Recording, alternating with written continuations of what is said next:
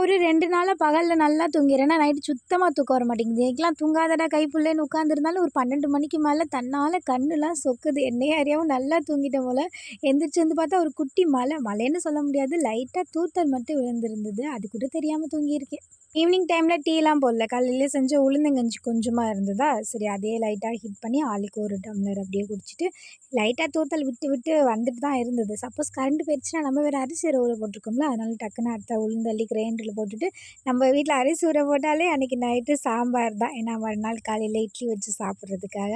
அத்தை அங்கிட்டு ரெடி பண்ணிட்டு இருந்தாங்க. நமக்கு மேக்ஸிமம் ஈவினிங் டைம்ல அவ்வளவா வேலை இருக்காது. சும்மா வெளியில உட்காந்து பாட்டு தான் கேட்டுட்டு இருந்தேன். அத்தை எல்லாமே ரெடி பண்ணிட்டு சாப்பிட கூப்பிட்டாங்களா, சரி சாம்பாருக்கு ஏதாவது காய் பொரிக்கலாம். பாவக்காய் இருந்தது பொரிக்கலான்னு தான் பார்த்தேன். சரி என்னத்த நைட்டு பாவக்காய் பொரிச்சு கருவாடு இருந்தது கம்மா கருவாடு. சரி அத்தா, புத்தா, மாமாவுக்கு மட்டும் கருவாடு பொரிச்சுட்டு, நமக்கு அதிலேயே காய்கள் நெறையா இருந்ததுல, அத வச்சே சாப்பிட்டாச்சு. சும்மா 9:30க்குலாம் ஃபோன வச்சுட்டு 10 மணிக்குள்ள தூங்கிருவேன். இன்னைக்கு தூக்கம் வருதான்னு வேற தெரியல. கொஞ்ச நேரம் உட்காந்துருப்பேன். தூக்கம் எப்போ வருதோ அப்போ தூங்கலாம்.